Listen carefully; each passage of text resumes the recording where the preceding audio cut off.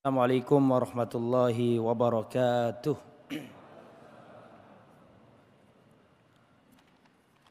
Innal hamdalillah nahmaduhu wa nasta'inuhu wa nastaghfiruh wa na'udzu billahi min shururi anfusina wa sayyiati a'malina.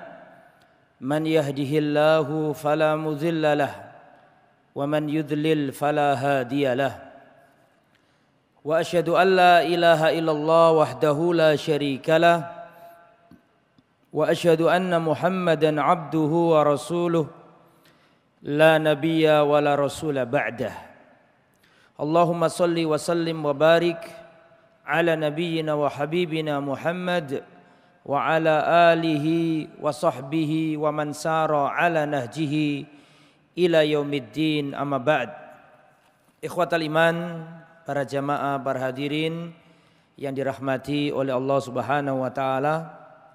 Alhamdulillah, Allah masih melimpahkan kenikmatannya kepada kita, dan setinggi-tinggi nikmat adalah kita diberi nikmat Islam oleh Allah Subhanahu wa taala. Dan tak lupa pula kita ucapkan jazakumullah khairan katsiran kepada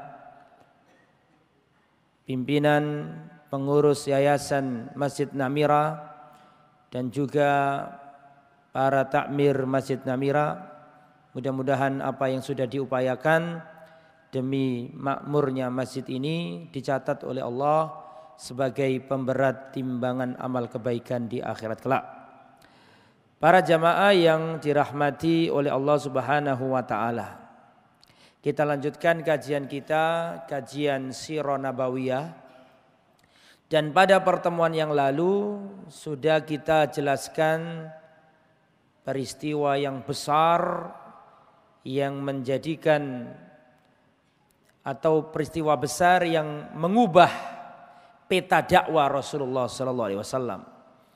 Peristiwa besar kemarin yang sudah kita jelaskan adalah Fathu Makkah, pembebasan kota Makkah, yang dari Rasulullah umur 40 tahun ya sampai Fathu Makkah itu orang kafir Quraisy selalu memusuhi Nabi. Tapi ketika Fathu Makkah ini terjadi, sudah orang-orang kafir Quraisy mereka masuk Islam. Tidak hanya cukup kafir Quraisy, bahkan orang-orang kabilah-kabilah Arab lainnya ikut masuk Islam. Kemenangan yang luar biasa Fathu Makkah, dan kemarin kita sudah menjelaskan itu semua. Maka pada kesempatan kali ini kita akan lanjutkan dengan materi baru, yaitu Perang Hunain, Ghazwatu Hunain, Perang Hunain. Kita tahu bahwa dengan terjadinya Fathu Makkah itu menggemparkan dunia Arab. Karena kafir Quraisy ini qalbul Arab, jantungnya Arab. Ini sudah tunduk bertekuk lutut di hadapan pasukannya Muhammad sallallahu alaihi wasallam dan para sahabatnya. Dengan kemenangan Fathu Makkah ini, maka kabilah-kabilah Arab yang lemah otomatis berbondong-bondong datang berbaiat kepada Rasulullah, menyatakan masuk Islam. Kecuali beberapa kabilah yang merasa memiliki kekuatan, dan kabilah-kabilah ini tidak mau masuk Islam, bahkan mempersiapkan diri untuk menyerang Rasulullah sallallahu alaihi wasallam. Mereka itu adalah suku Hawazin, suku Thaqif, dan beberapa kabilah-kabilah kecil lainnya. Tapi kabilah yang kuat ya ini Hawazin sama Thaqif. Ini mereka berkumpul tidak mau tunduk kepada Muhammad, tidak mau ideologinya diubah. Yang aslinya penyembah berhala diubah menjadi tauhid, tidak mau. Maka para pembangkang-pembangkang ini tidak mau tunduk, dan mereka membuat sekutu baru, ya, yang dipimpin oleh seorang yang bernama Malik bin Auf. Malik bin Auf ini pemimpin sekutu-sekutu yang menolak untuk masuk Islam.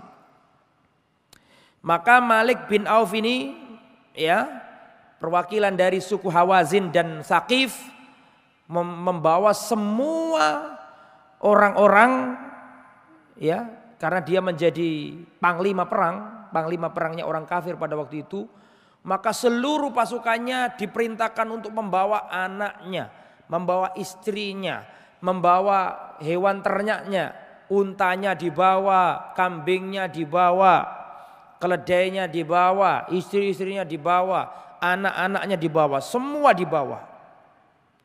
Ya, diajak perang dengan Nabi. Kan lucu, seharusnya perang nggak usah bawa wanita, nggak usah bawa anak-anak, tapi dibawa semua. Sampai mereka singgah di tempat namanya Autos. Autos ini sebuah lembah yang dekat dengan Hunain, tapi belum Hunain, tapi sudah dekat sama Hunain. Mereka menyiapkan pasukan besar untuk menghantam Rasulullah SAW dan para sahabatnya. Berangkat nih, orang banyak, ribuan manusia, ya, mereka membawa istrinya, anaknya, hewan ternaknya, dibawa semuanya. Lah, di antara pasukannya orang kafir itu ada seorang tua namanya Duraid ibn Simmah. Duraid bin Simmah ini orang tua, banyak pengalamannya. Menasihati panglimanya, namanya siapa tadi panglimanya? Malik bin Auf. Didatangi, wahai Malik, kamu ini bagaimana? Kok saya mendengarkan suara kambing, saya mendengarkan ringkikan keledai, saya mendengar suara-suara unta, saya mendengar tangisan bocah-bocah kecil, saya mendengarkan wanita-wanita, suara wanita. Kamu ini mau perang apa mau apa? Dengarkan nasihat saya. Kalau kau ingin perang, maka kembalikan wanita-wanita ini, kembalikan anak-anak kecil ini ke tempat kita. Ngapain kita ajak mereka ke medan perang? Kalau suatu saat kamu nanti menang, maka tinggal orang-orang ini, wanita-wanita anak, kamu jemput lagi, kamu ambil, selesai. Tapi kalau kamu kalah, kamu sama dengan menyelakakan istri-istrimu, anak-anakmu ini.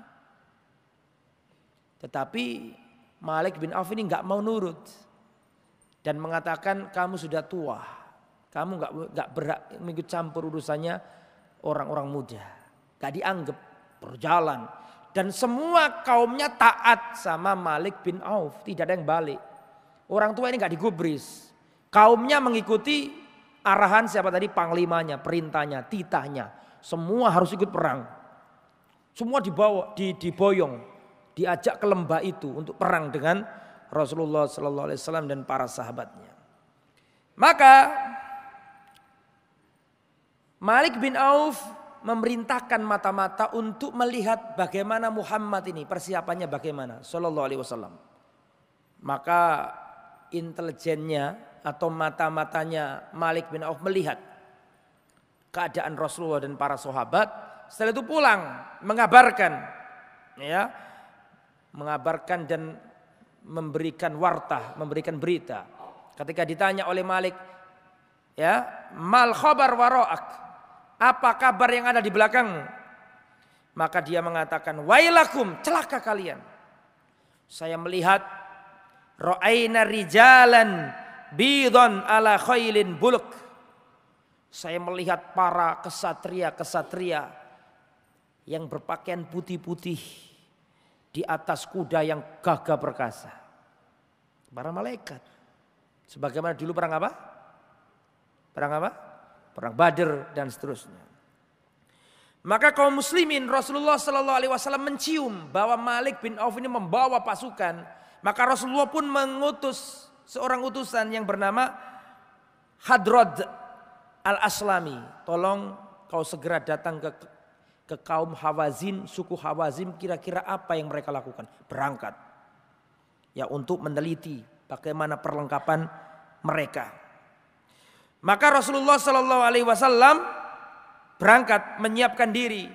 Pada waktu itu Rasulullah ada di mana? Masih di Makkah, belum pulang ke Madinah. Kemarin kan saya jelaskan, Rasulullah Fathu Makkah membawa berapa pasukan? Jangan dilupakan loh ya, berapa? 10.000. Alhamdulillah masih ingat. 10.000 ini banyak pasukan-pasukan yang non Madinah, sudah banyak yang masuk Islam. Ya. Maka Rasulullah SAW setelah Fathu Makkah tidak langsung pulang ke Madinah karena ingin menaklukkan apa tadi? Hunain tadi itu, orang Hawazin sama orang Thaqif tadi itu. Maka Rasulullah SAW pada hari Sabtu tanggal 6 Syawal tahun 8 Hijriah berangkat. Rasulullah SAW membawa 12.000 tentara. 12.000 tentara ini 1.000 adalah pasukan Fathu Makkah yang kapan lalu berangkat dari Madinah menuju mana? Makkah. Masih ingat kan? 10.000. Adapun yang 2.000 adalah pasukannya kafir Quraisy yang sudah masuk Islam. Berarti sekarang di dalam cerita kita sudah nggak ada kafir Quraisy. Ganti Muslim Quraisy. Masuk Islam semua. Abu Sufyan masuk Islam, Sofwan bin Umayyah masuk Islam. Ya, Ikrimah bin Abi Jahal sudah masuk Islam. Sudah banyak, sudah masuk Islam semua. Sehingga yang 10.000 ditambah berapa tadi? 2.000. Jadi jumlahnya berapa? 12.000. Berangkat. Ya. Sampai di tengah perjalanan datang mata-mata Nabi tadi dan melaporkan kepada Rasulullah, ya Rasulullah, saya sudah ada di gunung tadi, saya sampai di gunung ini, gunung itu, dan saya melihat ada suku Hawazin, mereka sudah membawa anaknya, istrinya, hewan ternaknya, unta-untanya, keledainya, kambing-kambingnya dibawa semuanya. Kata Rasulullah SAW, Rasulullah mengatakan, tilka ghanimatul muslimin ghadan insyaallah. Yang kamu sebutkan tadi itu, wanita-wanita, anak-anak, hewan ternak, sapi, unta, keledai, kambing, besok akan menjadi ghanimah kita. Apa ghanimah itu? Rampasan perang kita. Ya. Maka Rasulullah SAW berangkat dengan para sahabat. Berangkat menuju tempat Hunain tadi itu. Tempat perang nanti itu. Di tengah perjalanan, ini orang-orang yang ikut pasukannya Nabi ini tidak hanya Muhajirin dan Ansor. Kalau Muhajirin dan Ansor kan orang inti. Yang sejak perang Badar sampai terakhir Fathu Makkah setia bersama Nabi. Ini 12.000, ini banyak orang-orang yang baru masuk Islam. Tidak hanya 2.000 orang kafir Quraisy saja. Yang 10.000 yang kemarin saya jelaskan itu juga banyak yang baru masuk Islam. Jadi 12.000 ini banyak mu'alaf. Ikut perang. Waktu di tengah perjalanan melihat orang kafir punya pohon besar. Pernah dengar kisah ini enggak? Belum pernah dengar? Masih ingat? Ingat itu kalau dulu pernah tahu. Kalau belum pernah tahu bukan ingat namanya. Ketika Rasulullah SAW bersama 12.000 tentara berjalan, tiba-tiba melewati pohon besar. Pohon besar ini miliknya orang kafir. Namanya Dzatu Anwat, dijuluki Dzatu Anwat. Tempat orang kafir menggantungkan senjata-senjata mereka dan mereka yakni membawa sembelian-sembelian mereka digunakan sesajen ke tempat itu. Dipersembahkan kepada pohon besar itu, nyembelih apa? Hewan kurban. Kemudian mereka juga beriktikaf di pohon itu. Pohon ini disembah, digunakan untuk menggantungkan senjata-senjata kalau perang supaya menang, senjatanya jadi ampuh. Ketika orang-orang yang baru masuk Islam melewati pohon besar ini dan melihat ritual-ritual itu, maka sahabat-sahabat Nabi yang baru masuk Islam ini mengatakan, ya Rasulullah, ij'al lana dzata anwatin kama lahum dzat anwat. Ya Rasulullah, tolong buatkan untuk kami pohon besar Dzatu Anwat. Sebagaimana orang kafir juga punya Dzatu Anwat. Masih keyakinan lamanya masih apa? Masih muncul. Makanya kesyirikan itu jadi punya candu. Makanya orang kalau tobat dari kesyirikan harus meninggalkan komunitas lamanya. Ya, harus ditinggalkan, gak ngono pengen balik lagi.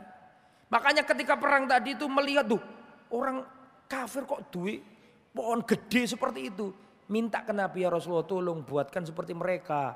Supaya pedang-pedang kita ini jadi sakti. Baru masuk Islam. Maka Rasulullah marah dan mengatakan, Allahu Akbar. Kultum walladhi nafsu Muhammadin biyadi kama qala qaumu Musa. Allahu Akbar. Kalian telah berkata seperti dahulu Bani Israel berkata kepada Nabi Musa. Bani Israel dulu pernah berkata kepada Nabi Musa, ij'al lana ilahan kama lahum aliha. Wahai Musa, tolong buatkan kami sesembahan seperti orang-orang kafir itu punya sesembahan. Kalian ini mengulangi orang-orang Bani Israel dulu bersama Musa. Kemudian Rasulullah mengatakan innakum qaumun tajhalun. Sesungguhnya kalian ini kaum yang masih bodoh, belum mengerti. Innahas sunan, ini adalah sunan, langkah-langkah, jalan-jalan, tradisi. Latar kabunna sunan man kana qablakum, kalian akan mengikuti langkah-langkah orang-orang sebelum kalian, yaitu Bani Israel. Makanya sekarang ya seperti omongannya Nabi ini. Orang kafir buat ulang tahun, kita ikut ulang tahun. Orang kafir merayakan tahun baru, kita pun ikut merayakan tahun baru. Ya, orang kafir merayakan Valentine, kita pun ikut merayakan Valentine. Orang kafir merayakan April Mop, kita pun ikut merayakan April Mop. Jangan. Dilarang sama Nabi. Gak boleh ngikuti orang-orang kafir, gak boleh orang mengikuti Bani Israel. Ya, akhirnya dilarang sama Nabi, tidak boleh. Lah apa bedanya kamu masuk Islam sama gak masuk Islam kalau masih melakukan itu? Dilarang sama Nabi. Itu padahal di zamannya Nabi. Nabi masih hidup. Bagaimana dengan kita yang jauh dari zamannya Nabi? Makanya tidak heran kalau ada orang yang salah jalannya dalam berakidah. Ya karena sudah mengikuti langkah-langkah orang sebelum kalian. Ya. Waqad kana ba'dhum qala nadrul ila kasratil jaish. Saking banyaknya kaum muslimin, jumlahnya berapa tadi? 12.000. Tidak pernah, perhatikan, tidak pernah Rasulullah dan para sahabat perang ketika Rasulullah masih hidup yang jumlah pasukannya melebihi Hunain. Ini paling gede semenjak Rasulullah hidup dan sampai Rasulullah wafat, ini paling gede. Pasukannya Nabi yang paling gede. Berapa tadi jumlahnya? 12.000. Saking banyaknya jumlahnya pasukan Islam sampai orang-orang ini mengatakan lan nughlabal yaum, mulai hari ini kita nggak mungkin kalah karena jumlah kita banyak, nggak akan kalah kita ini.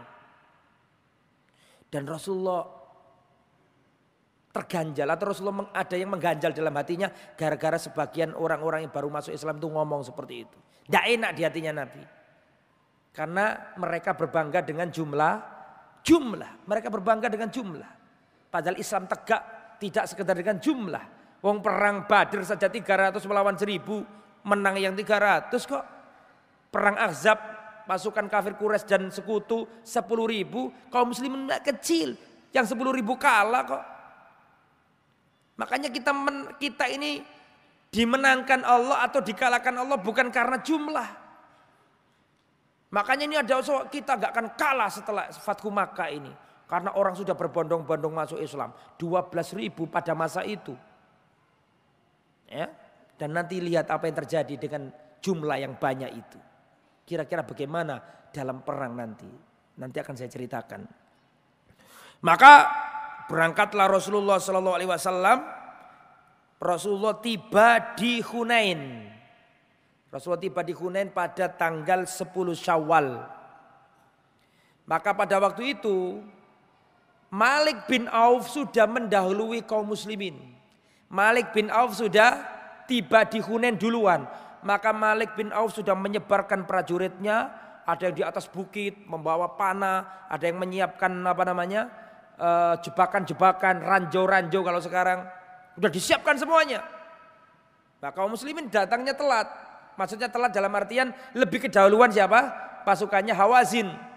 Dan sudah disiapkan semuanya sama Hawazin. Ada pasukan pemanah, ada yang di balik bukit, ada yang sembunyi di balik bebatuan, ada jebakan-jebakan sudah disiapkan semua.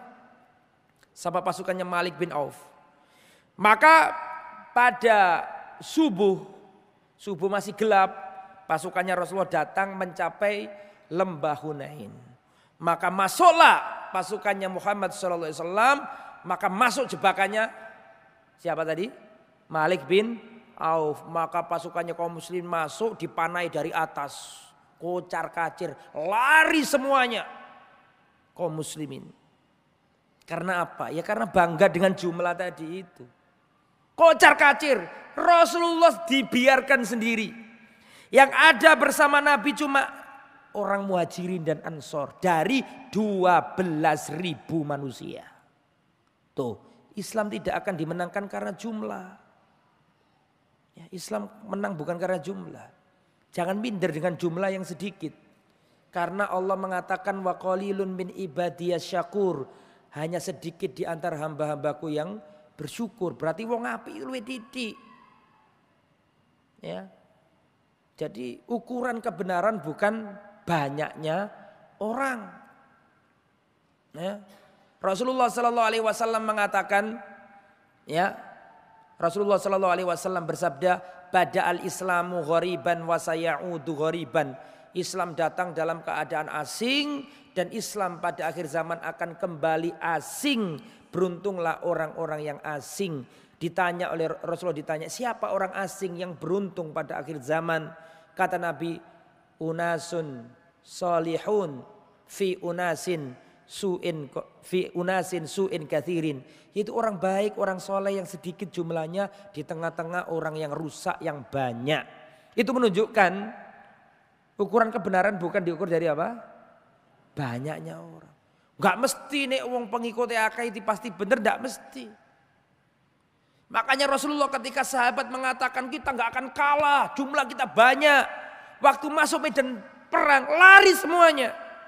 Semuanya 12.000. Yang ada hanyalah, saya bacakan riwayatnya. Wasahih marawau Ahmad, ya, dari Abdullah bin Mas'ud. Pada perang Hunain kami bersama Rasulullah. Maka manusia lari semuanya terbirit-birit. Hanya 80 perwira Islam yang teguh bersama Rasulullah Sallallahu Alaihi Wasallam. Muhajirin dan Ansor. Semuanya lari semuanya. Karena bangga dengan jumlah. Wah, kebenaran tidak diukur dari jumlah. Gara-gara bangga itu Allah kalahkan. Supaya Allah menyadarkan kaum muslimin, kamu menang bukan karena jumlahmu, kamu menang karena Allah.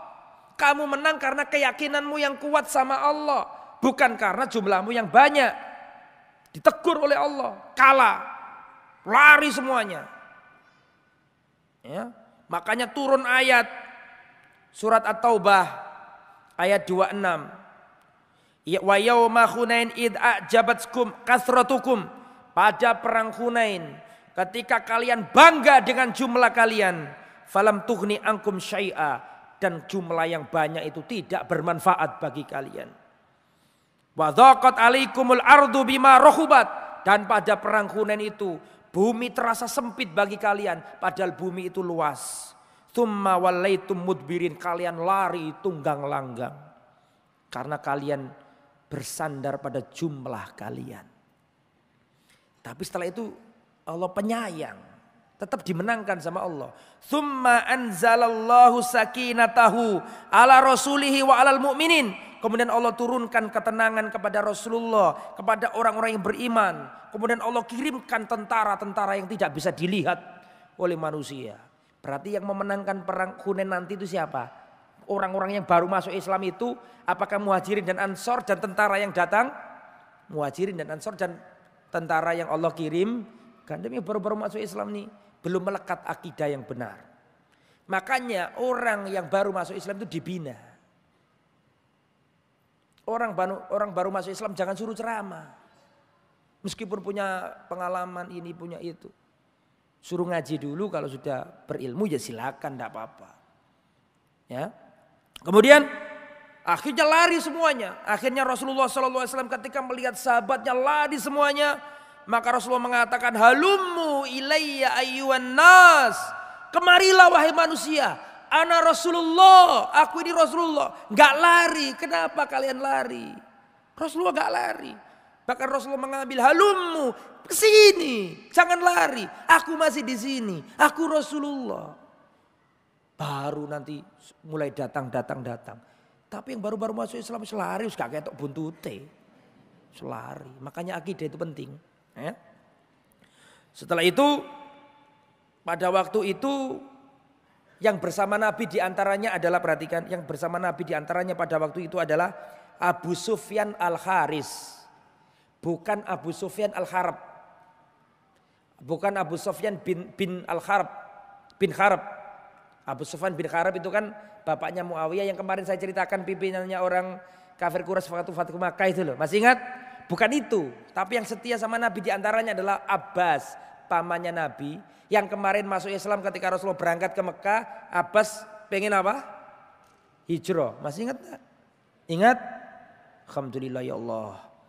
Akhirnya kan gitu.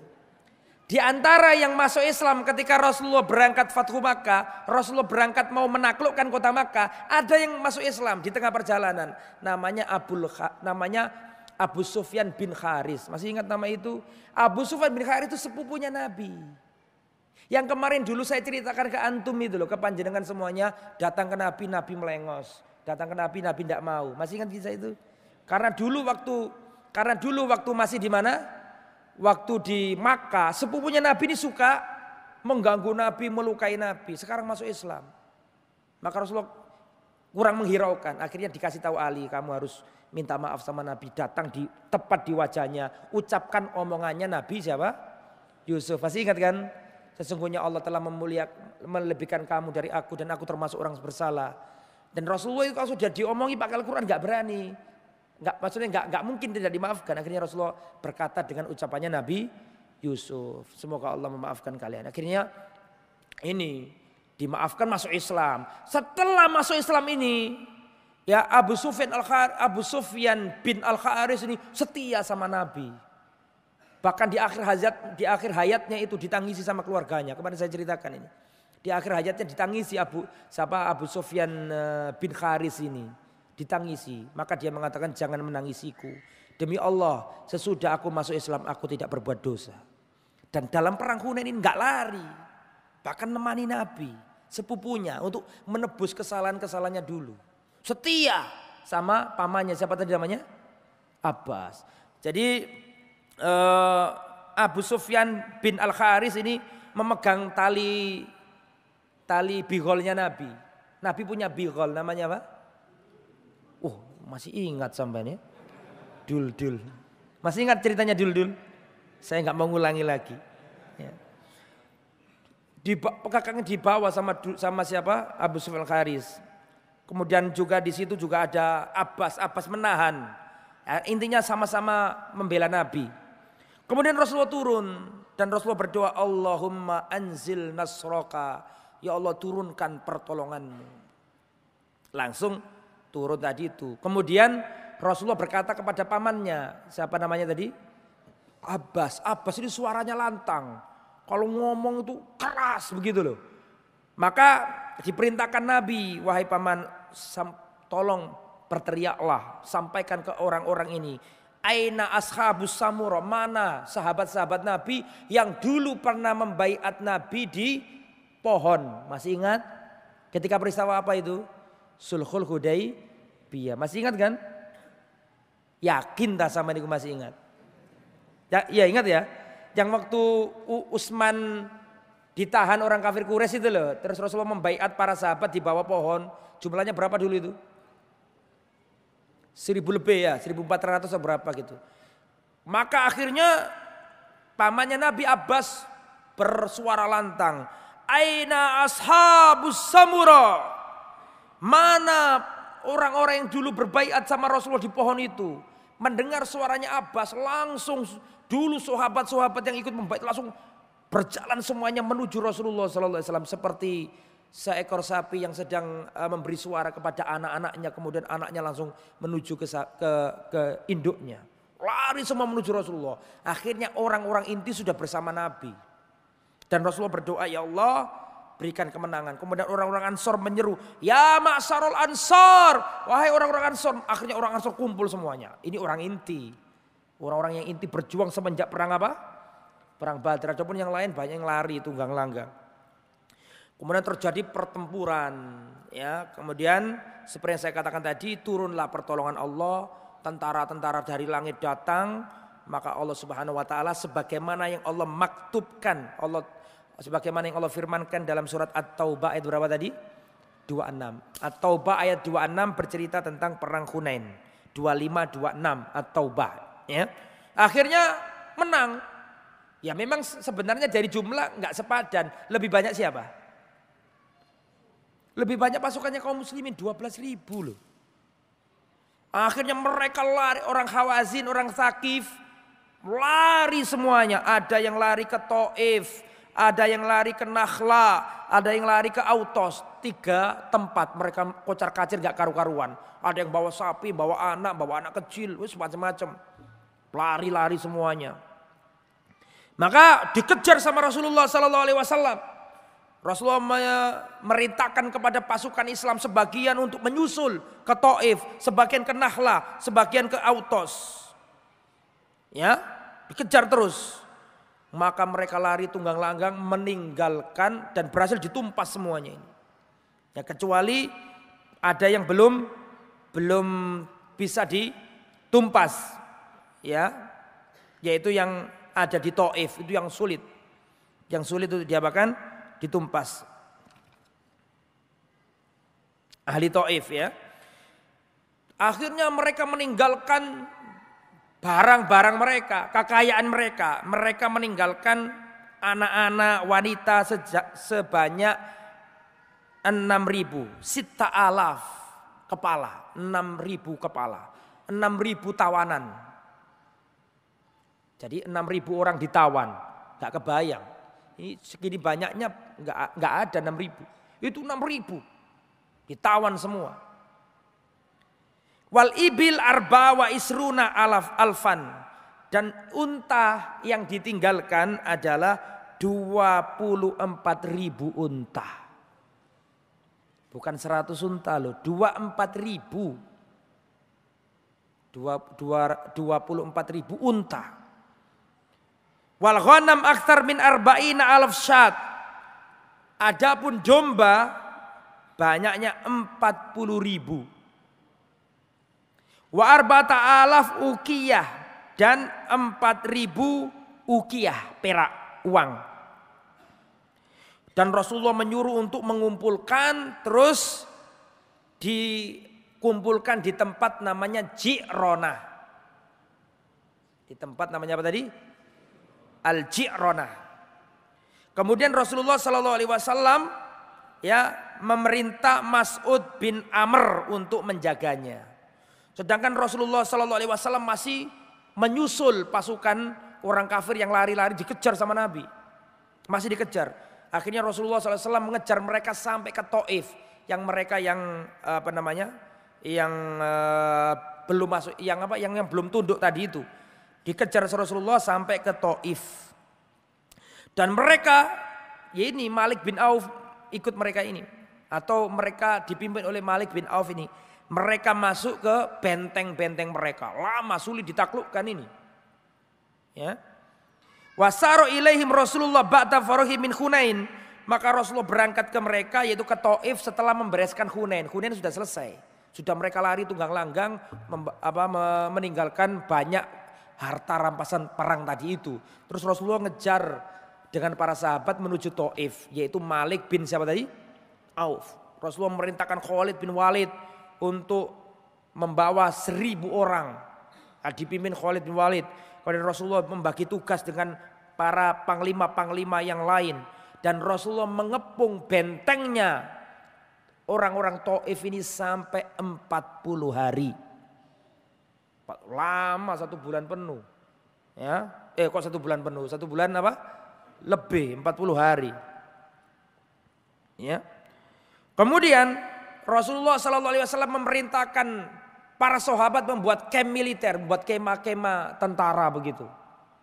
Ternyata ditembaki dari atas benteng sehingga kena sahabat 12 orang. Tewas, gugur 12 orang.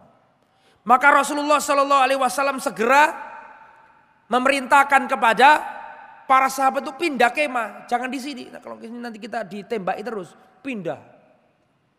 Maka Rasulullah Sallallahu Alaihi Wasallam memerintahkan agar dihadirkan manjanik. Ngerti manjanik? Manjanik itu apa bahasa Indonesianya?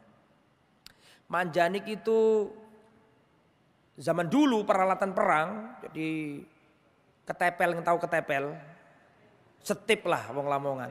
Tapi duduk setip lah cilik. Ini setip gede tapi. Itu manjanik namanya.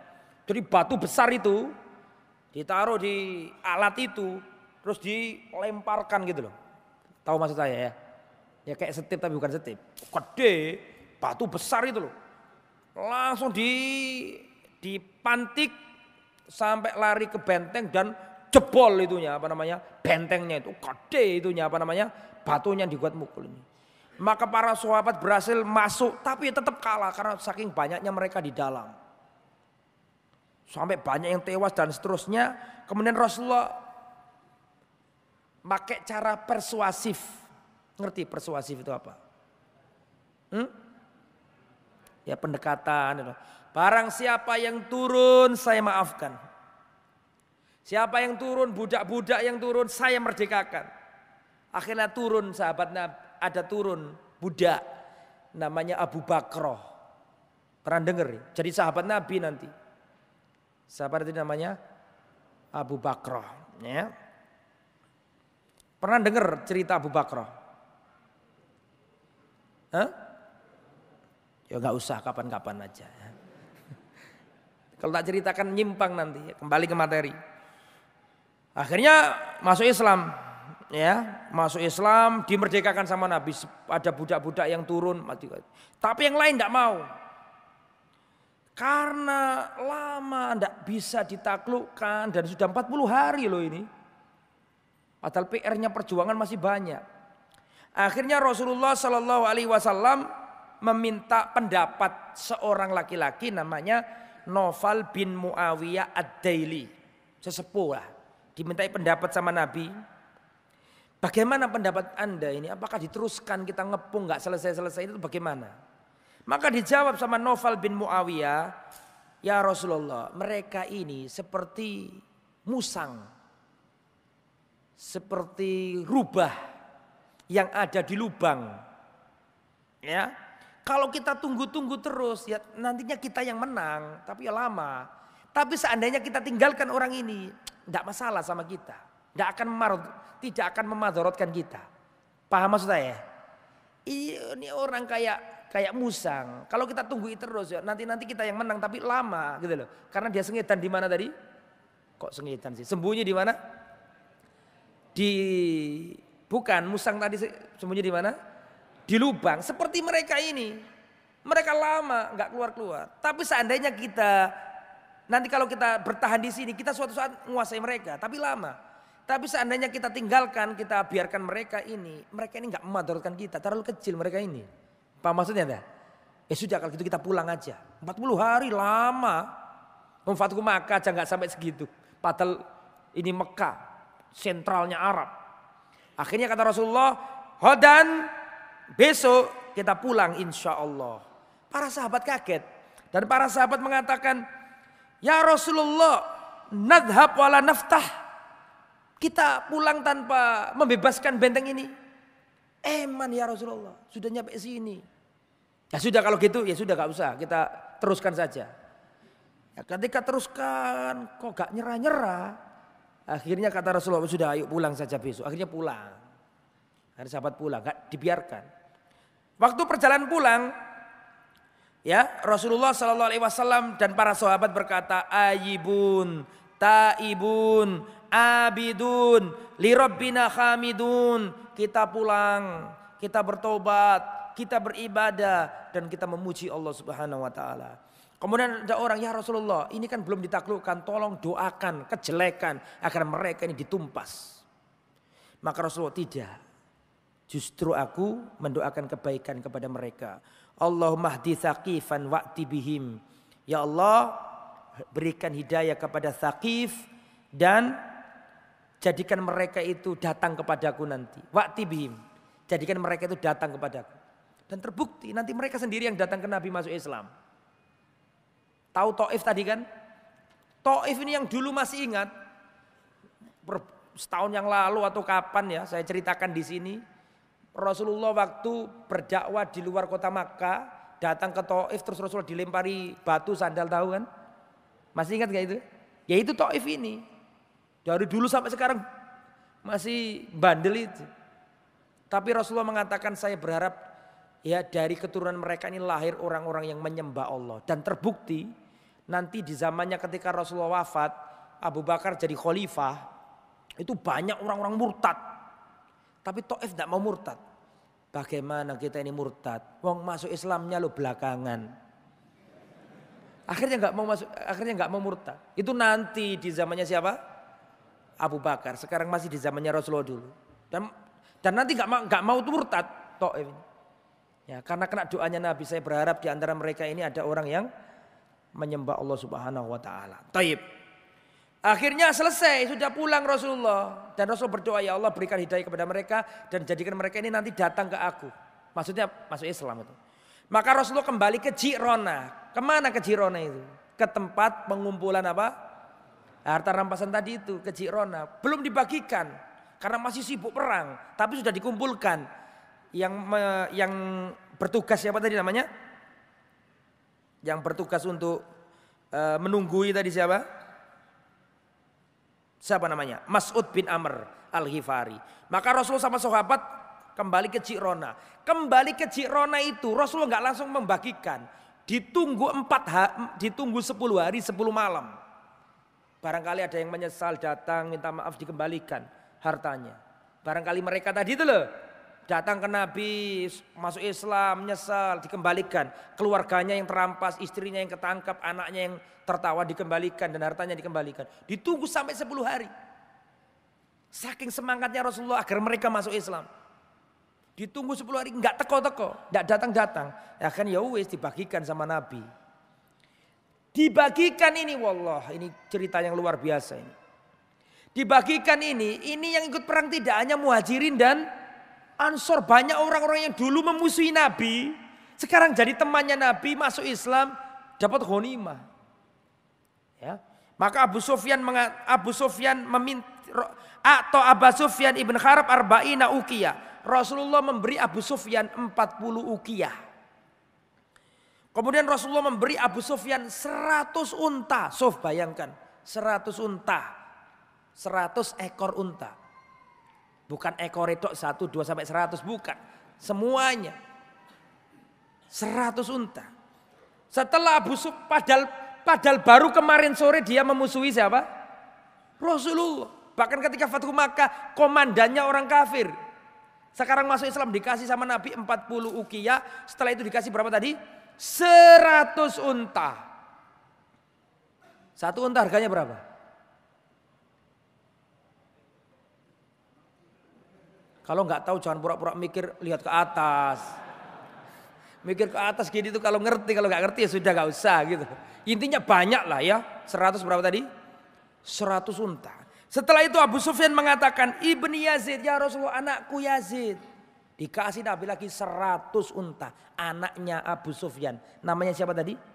Yazid. Dikasih 100 unta. Setelah itu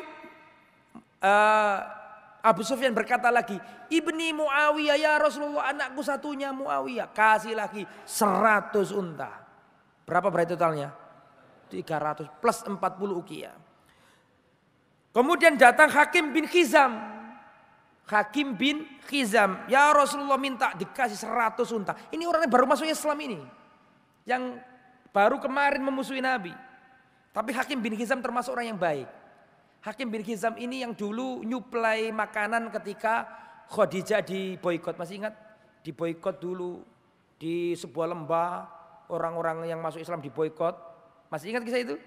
Terus ada orang-orang baik yang nyuplai makanan. Di antara Hakim bin Khizam ini. Tapi kafir. Sudah masuk Islam ikut perang Hunain. Dikasih sama Nabi 100 unta. Tsumma sa'alahu mi'ata ukhra. Terus minta lagi 100 unta lagi. Dikasih sama Nabi. Berarti berapa? 200 unta. Masih banyak wong. 24 ribu unta. Masih banyak. Satu orang dikasih 100, minta lagi dikasih 200. Antum bayangkan, antum dikasih 100 unta. Kita romana juga. Ya, banyaknya. Kemudian wa'ata Sufyan bin Umayyah mi'ata ibil. Sufyan bin Umayyah dikasih Nabi 100 unta. Tsumma mi'a. Kemudian minta 100 lagi dikasih. Minta 100 lagi dikasih 300. Antum masih ingat enggak Sufyan bin Umayyah ini siapa? Sofwan bin Umayyah ini ketika kemarin dulu ketika selesai perang Badar, Sofwan bin Umayyah ini berkata kepada orang, mau enggak kamu membunuh Muhammad? Ya, kalau kamu menang, saya akan kayakan, kalau kamu kalah keluargamu saya tanggung.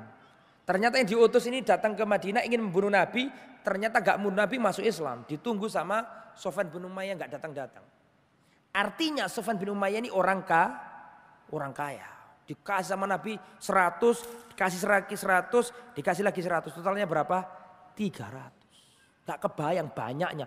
Ini gak pernah dalam sejarah Rasulullah masih hidup, mimpin pasukan, ada harta rampasan segede ini gak pernah. Luar biasa ini.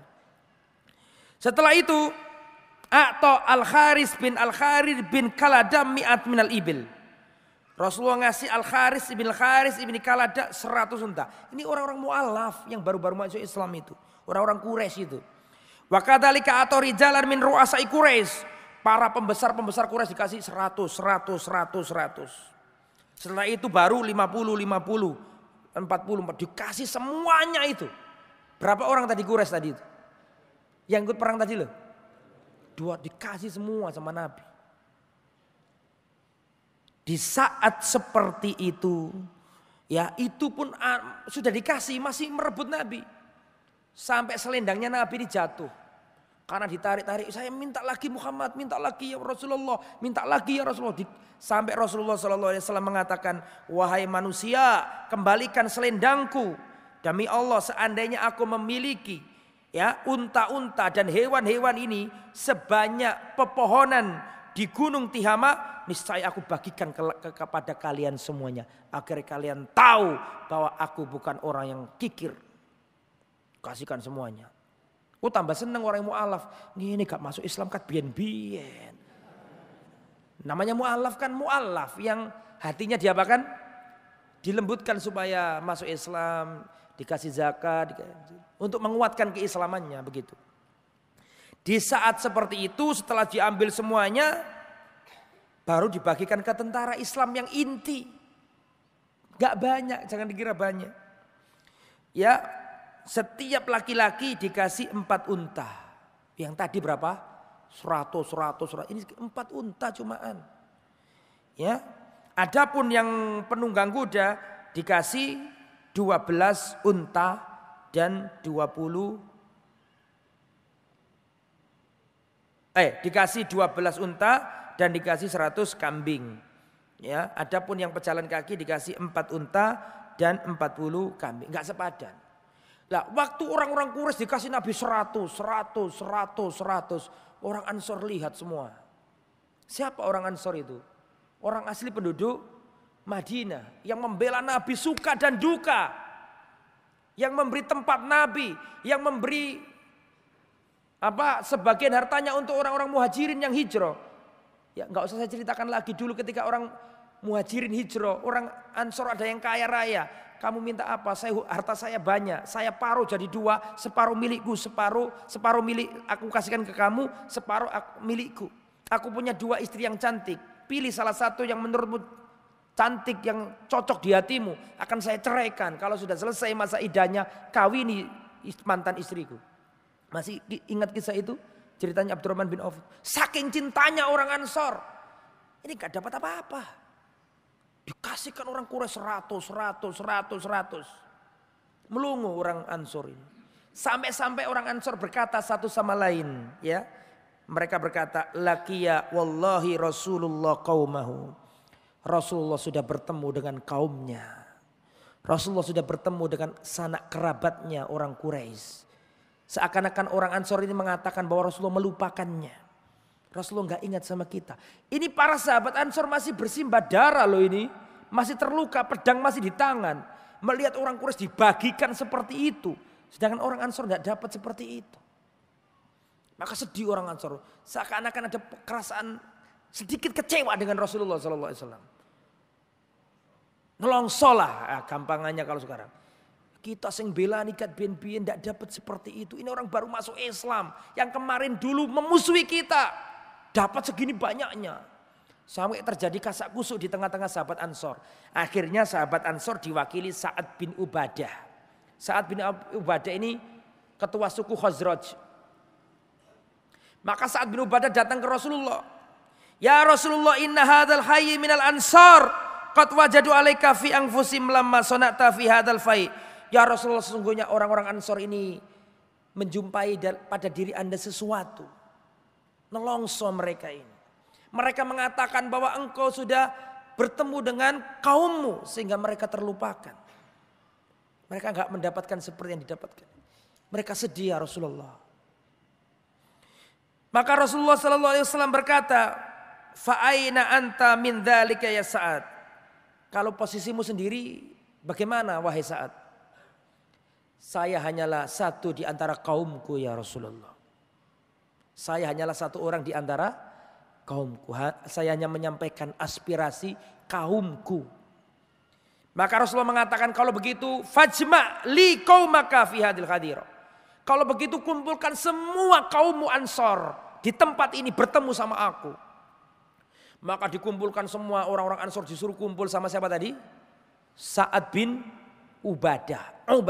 Dikumpulkan semuanya. Ada orang Muhajirin ikut, dibiarkan sama Sa'ad bin Ubadah. Terus orang-orang Ansor ikut karena namanya ada Muhajirin, ada Ansor, ada Muhajirin. Ini orang-orang Ansor kumpul dikira Muhajirin juga gitu loh. Makanya orang Muhajirin ikut kumpul. Pertama dibiarkan sama Sa'ad. Kok lama-lama banyak orang Ansor dicegat sama Sa'ad. Jangan ikut. Ini perkaranya bukan Muhajirin. Ini perkaranya apa? Ansor. Akhirnya Ansor kumpul semuanya. Setelah kumpul maka Sa'ad bin Ubadah datang ke Rasulullah. Ya Rasulullah, kaumku sudah berkumpul. Monggo silakan. Akhirnya Rasulullah berpidato. Ya ma'syaral Ansor, wahai orang-orang Ansor. Sesudah Rasulullah memuji Allah, beliau menyeru kepada orang-orang Ansor yang kumpul semua. Wahai orang-orang Ansor, apa suara-suara yang aku dengar dari kalian? Kabar-kabar miring yang aku dengar dari kalian.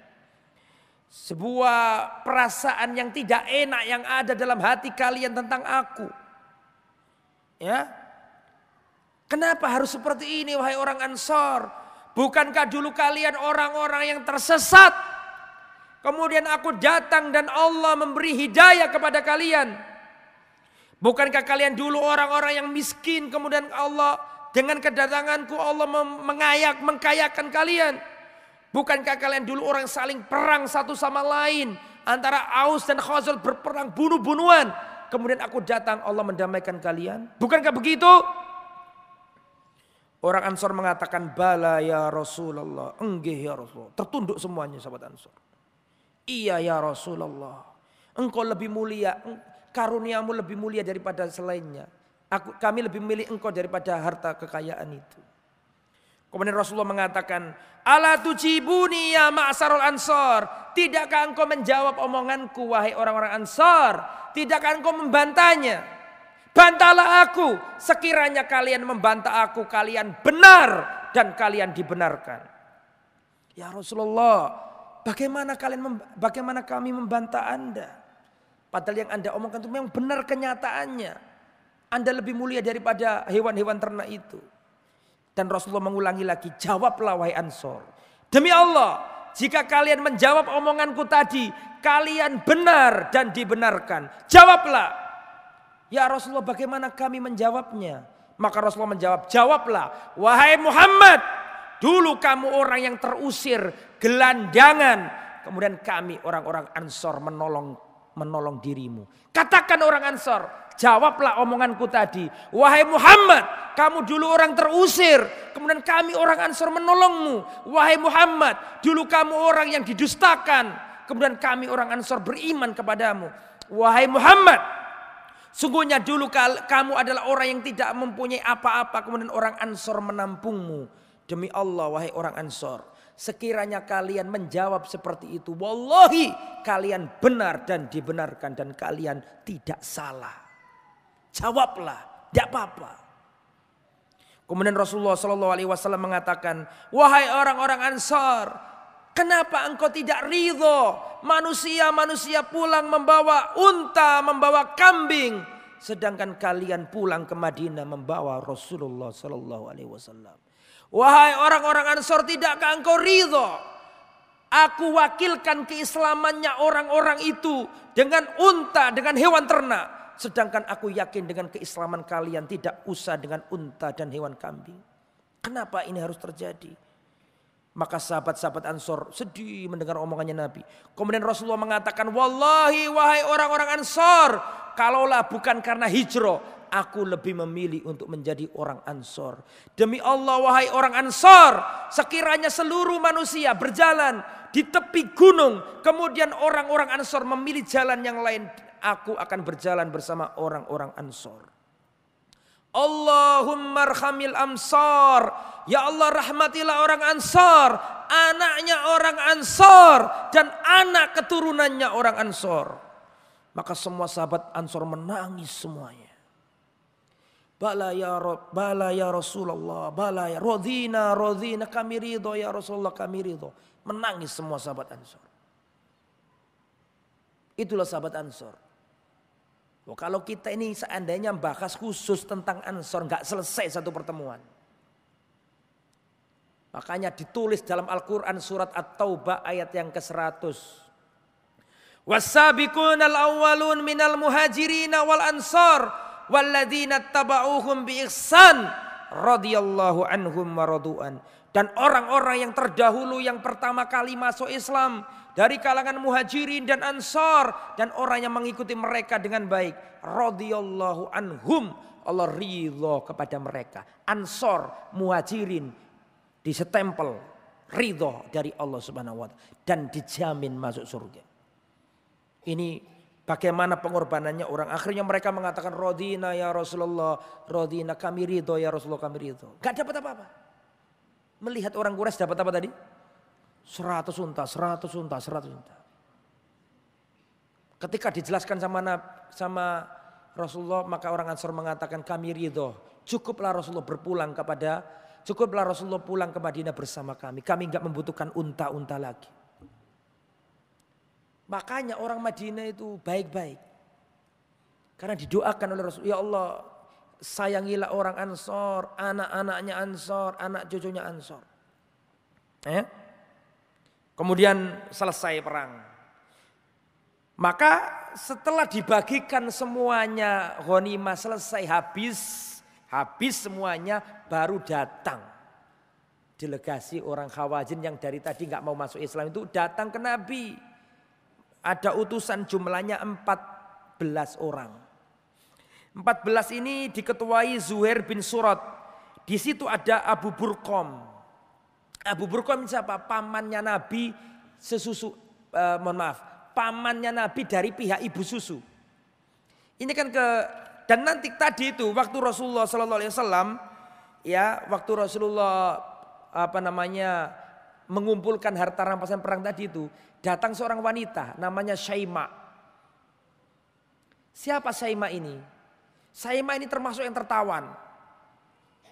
Terus Syaima ini datang ke Nabi, ya Rasulullah, aku ini dulurmu. Kita sama-sama pernah disusui oleh Khalimah As-Sa'diyah. Masih ingat yang dulu Rasulullah main-main sama anak kecil didatangi malaikat itu loh? Ingat enggak? Didatangi malaikat terus Rasulullah diambil apanya? Kok gak nyambung begini? Diambil apanya? Hatinya harus dibersihkan dengan zam-zam oleh malaikat Jibril itu loh. Nah itu di antara anak-anak kecil itu ya Syaima ini. Saya ini saudaramu yang dulu main waktu kecil-kecil ya Rasulullah. Akhirnya Rasulullah dikira, oh iya kamu Syaima. Dibebaskan sama Rasulullah. Gak ditawan, bahkan dikembalikan ke keluarganya. Syaima ini. Ya, karena masih saudaranya Rasulullah Sallallahu Alaihi Wasallam. Nah, termasuk yang datang ini adalah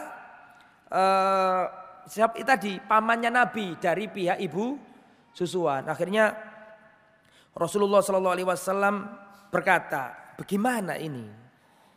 Ya, sudah saya bagikan semua harta-harta kalian. Wes begini aja. Mana yang lebih kalian cintai? Harta-harta atau anak istri, ibu dan tawanan kalian dikembalikan? Ya Rasulullah, kami tidak pernah membandingkan nasab dengan harta. Yang kami inginkan adalah nasab kami. Artinya istri kami, anak kami, saudari-saudari kami. Paham maksudnya ya? Akhirnya Rasulullah Shallallahu Alaihi Wasallam berkata, wis begini saja, besok gini saja, nanti setelah sholat duhur kamu datang dan kamu berkata kepada manusia, sesungguhnya aku meminta syafaat kepada Rasulullah. Syafaat itu artinya apa? Perantara. Sesungguhnya saya meminta perantara kepada Rasulullah untuk kaum muslimin, untuk membebaskan tawanan kami. Dan kami minta syafaat dari orang mukminin kepada Rasulullah untuk membebaskan tawanan kami. Maka Rasulullah Shallallahu Alaihi Wasallam mengatakan, adapun saya dan seluruh keluarga Bani Abdul Muthalib, apa yang kami tawan, apa yang kami dapatkan dari rampasan perang kami kembalikan semuanya. Nabi dan sanak kerabat Nabi dari klan Abdul Muthalib dikembalikan semuanya. Kemudian setelah melihat Rasulullah mengembalikan, Muhajirin dan Ansor yang dapatnya nggak seberapa, apa maksudnya? Yang tadi itu baru terjadi masalah tadi itu, Muhajirin dan Ansor ketika melihat Rasulullah mengembalikan, maka langsung otomatis Muhajirin dan Ansor, adapun kami Muhajirin dan kami Ansor, kami kembalikan semua. Langsung gak dapat apa-apa. Taruhannya nyawa padahal. Nah, tapi orang-orang kafir jahiliyah ini yang baru-baru masuk Islam ini dibalik no tagak ya enak ya gitu. Ragu-ragu. Akhirnya Aqra bin Habis, ya dia dari Bani Tamim, dia mengatakan, adapun saya dan rombongan saya, kami nggak mau mengembalikan. Nggak mau mengembalikan. Terus datang lagi Uyainah bin Hisn, adapun saya dan Bani Fuza'a tidak mau mengembalikan. Terus ada dari Bani Sulaim, namanya Abbas bin Mirdas, mewakili Bani Sulaim. Ya, dia berkata, adapun saya dan Bani Sulaim tidak mau mengembalikan. Maka orang Banu Sulaim gak terima. Ngaku-ngaku ini. Akhirnya Banu Sulaim berdiri semua dan mengatakan, adapun kami dari Bani Sulaim, kami akan serahkan semua, kembalikan. Kami mengikuti Rasulullah dan Muhajirin dan Ansor. Maka Abbas bin Mirdas mengatakan, kalian telah melemahkan aku. Apa maksudnya? Karena dia itu berusaha mewakili, padahal yang diwakili tidak mau.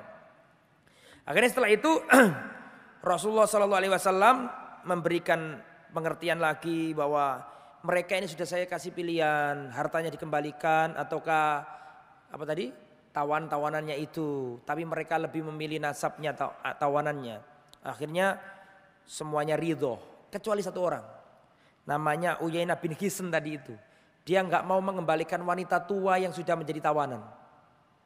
Betul, wanita tua loh padahal, nggak dikembalikan. Akhirnya lama-kelamaan dikasihkan semuanya. Akhirnya dikembalikan semuanya. Nah, yang tawanan perang dikembalikan semuanya.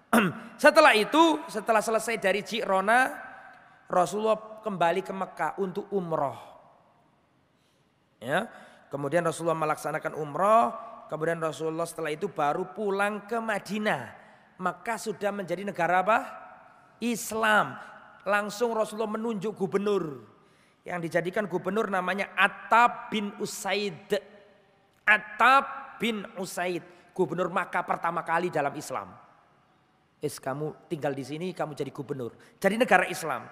Kemudian setelah itu Rasulullah SAW kembali ke Madinah dan sampai di kota Madinah Rasulullah SAW tinggal beberapa hari dari bulan Dzulqa'dah.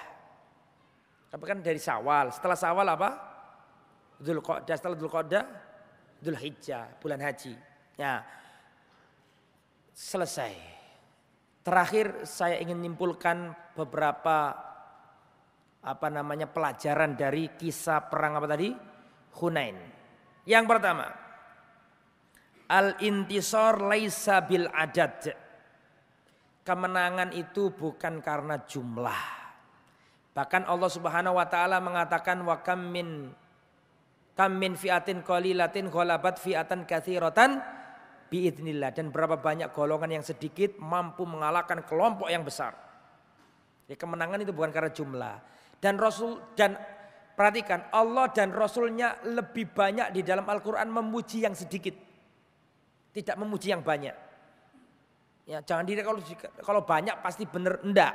Bahkan Allah dan Rasulnya banyak memuji yang sedikit. Contoh, Rasulullah mengatakan, sataftariku ummati ala 73 millah. Umatku akan terpecah menjadi 73 golongan. kulluhum finnar, semuanya masuk neraka kecuali satu. Ditanya siapa satu yang selamat yang gak masuk neraka itu ya Rasulullah? Dijawab sama Nabi. Rasulullah memberi sifat, gak memberi nama. Karena kalau dikasih nama, royokan jeneng kok. Kan gitu, dikasih sifat saja. Siapa golongan yang selamat itu? Yang selamat adalah ma'ana alaihi wa ashabi. Orang yang menjalankan Islam sebagaimana Islamku dan Islamnya para sahabatku. Berarti orang yang berpegang teguh dengan ajaranku dan ajaran para sahabat. Itu ciri golongan yang selamat. Ya, satu, yang dipuji yang satu, bukan yang banyak. Dan Allah mengatakan wa qalilun min ibadiyas syakur, hanya sedikit di antara hambaku yang bersyukur. Berarti yang sedikit ini yang dipuji apa yang banyak? Yang sedikit. Maka kata para ulama, kalau kalian melihat orang banyak mengikuti jalan kesesatan, jangan tertipu. Dan jangan merasa sedih ketika engkau mengikuti jalan kebenaran meskipun kamu cuma satu orang. Di hari kiamat nanti itu ada seorang nabi, Rasulullah pernah ditampakkan umat-umat. Rasulullah pernah ditampakkan, diberi wahyu ada seorang nabi nanti pada hari kiamat yang datang dengan membawa 10 pengikut saja. Ada seorang nabi yang datang dengan 2 pengikut saja. Ada seorang nabi yang di padang mahsyar nanti dengan 1 pengikutnya. Dan ada seorang nabi nanti jalan sendirian gak punya pengikut. Nabi, apakah dimarahi Allah, kamu ini gak bisa cari pengikut? Apakah seperti itu? Enggak. Sing penting caramu dakwah bener. Yang dituntut Allah dari para dai adalah dakwah yang bener, bukan asal banyak pengikut. Ya, ada nabi yang gak punya pengikut loh, jalan sendirian. Tapi Allah tidak memarahinya karena jalannya wis bener.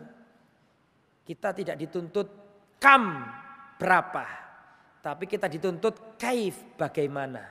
Kam itu jumlah, kuantitas, sedangkan kaif bagaimana itu apa? Kualitas. Kita dituntut kualitas. Syukur-syukur ya kualitas ya kuantitas, dan itu umatnya Nabi ya banyak ya berkualitas. Selesai poin yang pertama maksud saya. Jadi kemenangan bukan karena apa tadi? Jumlah.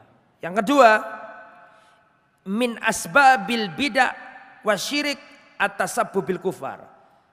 Penyebab terjadinya kebid'ahan dan kemusyrikan adalah meniru gayanya orang kafir. Setuju enggak? Ini diambil dari mana? Diambil tadi waktu perang melihat apa? Pohon besar. Makanya salah satu penyebab terjadinya kerusakan adalah meniru gayanya orang kafir. Makanya kita jangan meniru gayanya orang kafir. Tuh nomor 2. Nomor 3. Hikmatu da'i ilallah. Hikmahnya Rasulullah. Ketika gak memungkinkan menghancurkan pasukan musuh, Rasulullah pulang dan mendoakan kebaikan. Gak mau mendoakan apa? Kejelekan. Hikmahnya seorang da'i. Bahkan Rasulullah pernah dilempari tombak berdarah loh. Dalam perang Uhud Rasulullah pernah kepingan baju besi itu nempel di pipi beliau. Ya. Itu saja Nabi mengatakan Allahumma firli qaumi fa innahum la ya'lamun. Ya Allah, maafkan, ampuni kaumku, sungguhnya mereka belum mengerti. Padahal dilukai. Ya, didoakan kebaikan. Sama-sama berdoa, pengen dikabulkan, doakan yang baik. Terus nomor 4, ahlu afdal minal mal. Nikmat keluarga itu lebih besar daripada nikmat harta. Makanya orang Hawazin ketika dia masuk Islam datang ke Nabi, wis gini aja sudah terlanjur, ini 12.000 manusia. Sudah dibagikan semua. Terus kamu baru datang dan saya sudah nunggu berapa tadi? 10 hari gak datang-datang. Gini aja kamu pilih mana? Tawanan perang apa? Dikembalikan hartamu. Ya Rasulullah, kami tidak pernah membandingkan antara nasab keluarga dengan apa? Kekayaan. Itu menunjukkan harta berupa keluarga itu lebih baik daripada berupa materi. Makanya kalau punya anak itu diopeni, wae ngaji dilihat, jangan kerja, moro-moro enek wis gede. Loh banyak loh seperti itu. Kerja. Loh anakku kok wis kelas 6. Apalagi orang Jakarta. Orang Jakarta itu berangkat kerja itu sebelum subuh loh, tak kasih tahu sampai ini. Kalau gak gitu macet. Berangkat gak weruh anake, mulai-mulai anake wis turu. Terus bendino moro-moro anake wis gede. Jangan, nikmat harta lebih baik dari nikmat nikmat keluarga lebih baik dari nikmat harta. Makanya perhatikan keluargamu. Ya, perhatikan keluarga kita. Ya, makanya harus perhatian sama keluarga. Kita itu kerja itu wallah terlalu berlebihan. Ya. Orang burung saja itu berangkat ketika pagi dalam keadaan apa? Lapar, pulang-pulang sore loh ya katanya. Itu sudah dalam keadaan apa? Kenyang. Apakah kita kalah dengan burung? Kan begitu ya. Jadi ya kita jangan diatur oleh jadwal hidup kita, tapi kita yang mengatur jadwal kita. Ya. Kita nggak sempat silaturahim sama orang tua misalnya. Sempat nggak sempat tergantung kita. Kita masalahnya diatur oleh jadwal hidup kita. Kita yang mengatur jadwal kita, bukan kita diatur oleh jadwal kita. Intinya mekaten ingkang saged kawula sampaikan, mudah-mudahan bermanfaat. Mudah-mudahan dari perang Hunain tadi kita bisa mengambil hikmah dan pelajaran. Subhanakallahumma bihamdika asyhadu an la ilaha illa anta astaghfiruka wa atubu ilaik. Wassallallahu ala nabiyyina Muhammad wa ala alihi wa sahbihi ajma'in wa akhiru da'wana alhamdulillahi rabbil alamin. Wassalamualaikum warahmatullahi wabarakatuh.